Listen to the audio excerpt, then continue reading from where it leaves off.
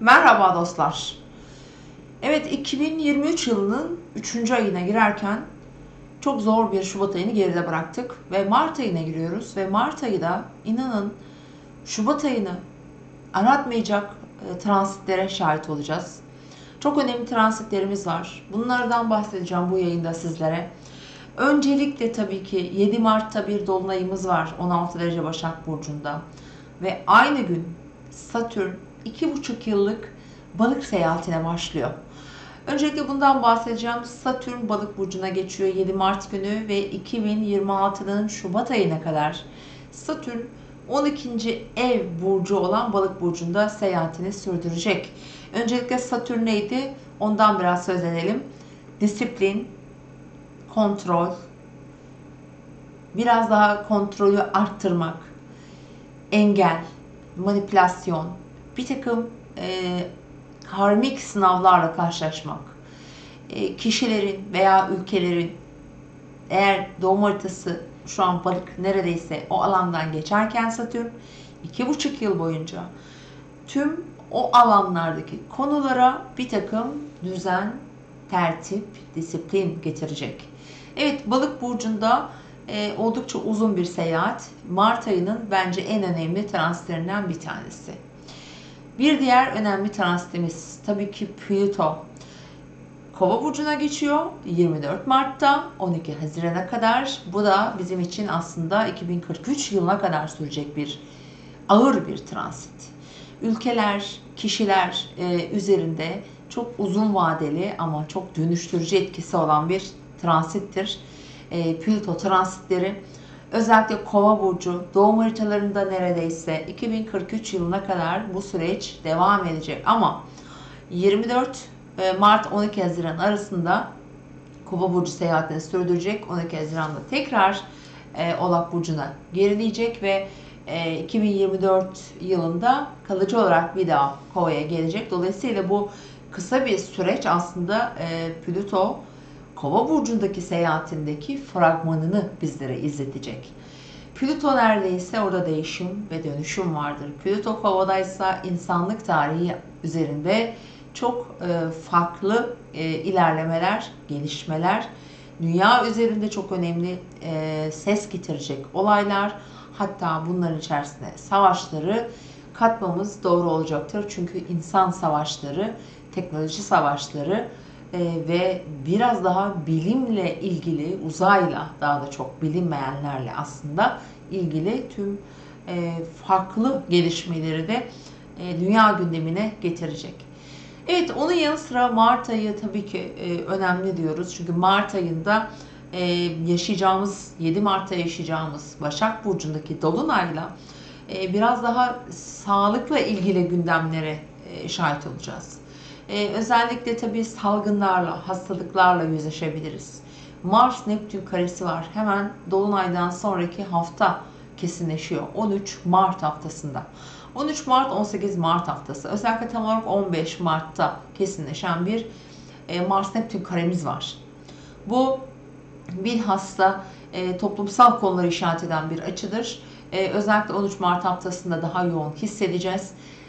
Ve Mars savaş gezegenidir aynı zamanda. Burada deniz savaşları, sularla ilgili gelebilecek özellikle zorlu koşullar, denizlerle ilgili konular ve biraz daha bilinmeyen konularla da ilgili bir takım konuları böyle ortaya çıkartacak bazı nasıl diyelim krizleri yönetmek durumunda olabiliriz. Zaten çok ağır şartlarda yaşıyoruz. Ülkemiz çok ağır.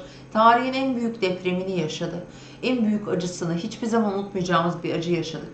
Ve bu acının üstüne iyileştirmeye çalışırken bir takım böyle insanların kişisel hedefleri, işte egoları bilmem neleri uğruna birbirlerine karşı açtıkları savaşların daha kötü sonuçlarını görebiliriz. Burada kişiler artık partiler, ülkeler, herkes yani artık burada Plüto sonuç olarak Mart ayında Kova burcuna geçiyor. Artık bireyselliği bırakmalıyız. Şu koltuk sevdası olmayacak bundan sonra hayatımızda. Hepimiz, herkes insanlık için, geleceği için yatırım yapmaya daha çok meyilli olacak. Dolayısıyla da bunları öğreniyoruz, öğreneceğiz ama inşallah bunların bedellerini başkaları ödemek durumunda kalmasın. Ki burada masum halktan tabii ki daha çok bahsedeceğiz. Yani liderler kısmından değil de, çünkü ne olursa onlara oluyor sonuç olarak. Hep alt tabaka eziliyor. Onların hayat koşulları zorlaşıyor. Parası olan, gücü olan, güçlü arkası olan bir şekilde hayatını yeniden kurabiliyor. Evet, ne kadar acı yaşasa da, ne kadar zor koşullar atlatsa da, ama yine de biraz daha desteği hızlı ve çabuk bulabiliyorlar onlar. Şimdi dolayısıyla herkes aslında birbirini düşünmek, herkes bizim ilerideki hedeflerimizi hepimizin adına koşulları şekillendirmek durumunda. Bunu daha çok gençlerin yaptığını ya da yapabileceğini aslında son yaşadığımız depremde, felakette ben daha özümsemiş durumdayım sanki. Hani biraz daha o 80 kuşağı, 90 kuşağı daha fazla bireysel düşünmeden canla başla delicesine kendilerini adadılar. Özellikle gençlerimiz gerçekten çok gurur verici çalışmalar içinde oldular depremde. Ve burada el ele, el birliği yapıldığında neler yapılabileceğini aslında büyüklerimize, daha yönetim kısmında olan yaşça da bizlerden ve onlardan daha olgun insanlara da belki örnek aslında olması gereken gerçekten büyük davranışlar sergilediler. Hiç kimse kendi menfaatini düşünmedi. Ve bundan sonra 24 Mart'la birlikte işte Plüton'un Kova seyahatiyle birlikte böyle insanlık adına yapılacak önemli gelişmeler, adımlar daha fazla bizi gözümüzde yaşartacak. Tabii zorlu koşullar da getirecek zaman zaman. Şimdi onun yanı sıra Mart ayı gerçekten tarihe geçecek bir ay dedim ya. Çünkü biz bunu ileriye dönük hesapladığımız zaman döneceğiz, diyeceğiz ki evet, Plüto ne zaman şeye geçmiş, Kova'ya bakacağız. 2023 yılının 24 Mart'ında geçmiş diyeceğiz. Bundan işte 3 sene, 5 sene, 20 sene, belki 30 sene sonra hesaplayacağız. Bizden sonraki nesiller biz nasıl bakıyoruz geliyor, onlar da bakacaklar. İnsanlık neredeymiş, nereden nereye gelmiş, neler yapmışlar, nasıl evrilmişler, nasıl mücadele etmişler, nasıl saçmalamışlar ya da diyecekler. Ve o yüzden biz artık saçmalamayı bırakmalıyız. Biz artık akıllı olmalıyız. Mantığımızı kullanmalıyız. Plüto Kova demek, akıl demek, mantık demek, bilim demek, ilim demek. Bilimle kalkacağız, bilimle oturacağız, bilimle yatacağız. Bilim, akıl daha doğrusu. Bu bizim dini kitabımız Kur'an-ı Kerim'de de bir aslında ilk hecedir, oku diye. Evet, her şey bilimde. Her şey gelecekte ve tüm eskiden yazılmış işte Kur'an-ı Kerim gibi ve yine bizim için bizi ileriye taşıyacak önemli kaynaklar nelerdir? Eskiden yazılmış kitaplar bunlar olabilir. Mesela eskiden eski edebiyat kitapları bunlar için çok önemlidir aslında bizim için. Kendimizi ileriye taşımamız için, olgunlaşmamız, öğrenmemiz. Yani Plüto Kova aslında bakarsanız burada çok önemli jenerasyonlar yetiştirecek, çok önemli insanlık tarihi için çok önemli şeyler yapacak, insanları da hayata getirecek. Bizim yaşamlarımıza da sokacak ve dünyaya da gelecekler böyle insanlar ve şu anda aslında doğmuş olanlar da var. Bizimle beraber yaşayan gençlerimiz var şu anda. İşte o Plüto Kova seyahatiyle onlar olgunlaşacaklar, büyüyecekler ve çok önemli liderler olacaklar.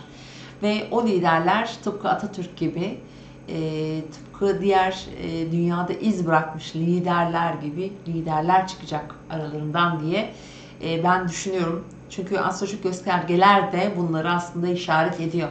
Evet, çok önemli liderler geliyor.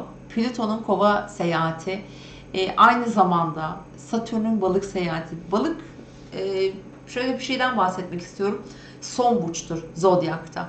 Satürn'ün 2,5 yıllık döngülerinde 28 ila 30 yıllık bir döngüsü vardır. Ve Satürn son burçta ilerlerken bizim hayatta öğrendiklerimiz, öğrenmemiz gereken, yaşadıklarımız, tüm her şeyi sorgulayan bir pozisyonda olacak 15 Şubat 2026'ya kadar. Dolayısıyla da bir devri, bir evreyi belki de kapatacak. Bu da ülkeler için, dünyamız için çok önemli bir transit olacak. Bizim bireysel hayatlarımızda da çok şeyler öğreneceğiz. Birçok şeyi içselleştireceğiz. Biraz daha maneviyata da daha önem vereceğiz aslında. Daha hislerimizi, duygularımızı, birbirimizi Birbirimize karşı olan görünmeyen bağlarımız var. O alandaki sorumluluklarımızı da çok güçlendirecek bir transit olacak. Yani uzun lafın kısası çok önemli bir Mart'a giriyoruz. Bu Mart 2023 nasıl Şubat 2023, 6 Şubat 2023 bize bir iz bıraktı, tüm yaşamlarımızı asla silinmeyecek. Bence Mart ayı da benzer şekilde, aynı şekilde değil ama benzer şekilde de etkiler bırakacağını düşünüyorum. Çünkü Mart ayında özellikle tabii şimdi bir de bizim Mars'ımız var. 2 aylık periyotlar halinde burç değiştiren. İkizler Burcu'nda. Ancak Mars geçtiğimiz 2022'nin Ağustos ayından beri tarihinde en uzun transitlerinden birini yaşadı. Hala da yaşıyoruz. Şu an hala İkizler Burcu'nda. Bu kadar uzun bir süre Mars İkizler seyahati de bizim hayatlarımızda benzer konuları sürekli gündemlerimizde tuttu. Girdiğimiz kısır döngülerden çıkamamış olduk bir şekilde. Bazılarımıza yaradı, bazılarımıza ciddi savaş ve mücadeleler, sağlıkla ilgili krizler getirdi. Şimdi 25 Mart itibariyle bu Mars İkizler transiti artık sona eriyor. Mars Yengeç Burcu'na geçecek ve normal 2 aylık periyotlarda burç değiştirmeye devam edecek. 2 ay Yengeç'te. Daha sonra işte sırasıyla tüm burçları gezmeye devam edecek. Şimdi bu Mart'ın 25 Mart itibariyle 24 Mart Plüto Kova'ya geçiyor. 25 Mart Mars Yengeç Burcu'na geçiyor. Bu Türkiye için de çok önemli bir transit başlangıcı. Yani Mars'ın burç değiştiriyor olması ülke haritamızda yükselen derecemize gelecek bir Mars'tan bahsediyorum. Ve Plüto Türkiye'nin Akrep Burcu bir ülke olduğumuz için köklü bir değişime götüreceği bir işaret olarak düşünüyorum bunu.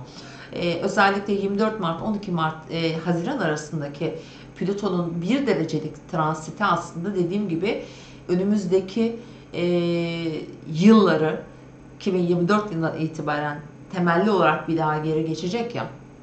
Bence Türkiye için birçok reform denecek bence değişimlere doğru ilerlediğini göreceğiz. Tüm hayatımızdaki yapı taşlarını değiştiren aslında bu deprem oldu. Bu depremle beraber hayatımızda hiçbir şey eskisi gibi olmayacak sevgili dostlar.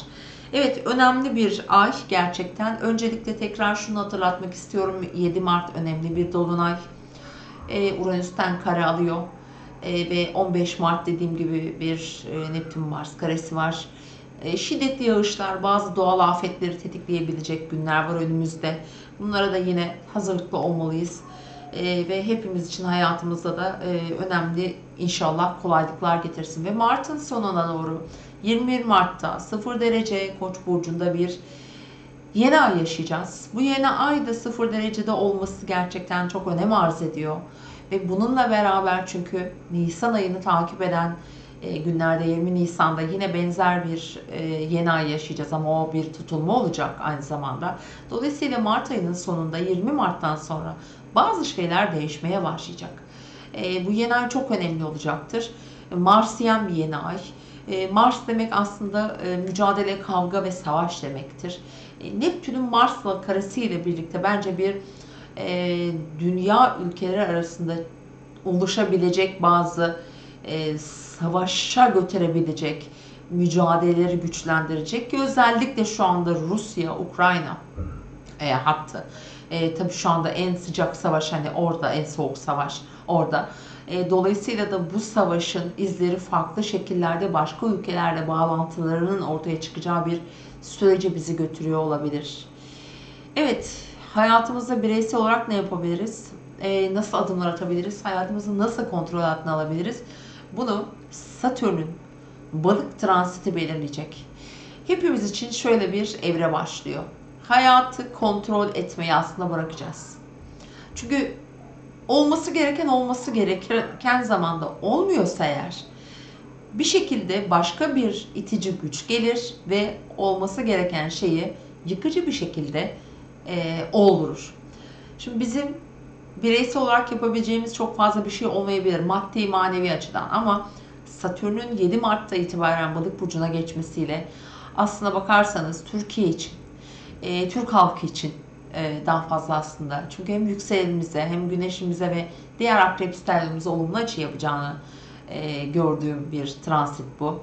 Hayatı daha akışında yaşayarak daha sağlam, daha güvenli koşullarda yaşamamız için bence çok önemli adımlar attıracak. Yani ben Satürn'ün balık transitinin zorlukları olacak ama özellikle ülkemiz için bence çok büyük çıkışlar yakalayacağı ve daha birlik ve beraberlik içinde yaşamımızı sürdürebileceğimiz bir süreç olacağını düşünüyorum. Çok sevgili takipçilerim, değerli dostlarım. Umarım her şey istediğimiz gibi gider. Buradan her gün sizlerle birlikte olmaya elimden geldiği kadar devam edeceğim. Bu yayını izleyin, dağıtın, paylaşın. Daha çok insan izlesin. Bu Mart'ı da bir yerlere yine not edeceğiz ama asla Şubat ayında olan bir felaketle anılmak bir daha istemiyoruz. Evet, kendinize iyi bakın ve tekrar görüşmek üzere Mart ayı burç yorumlarında.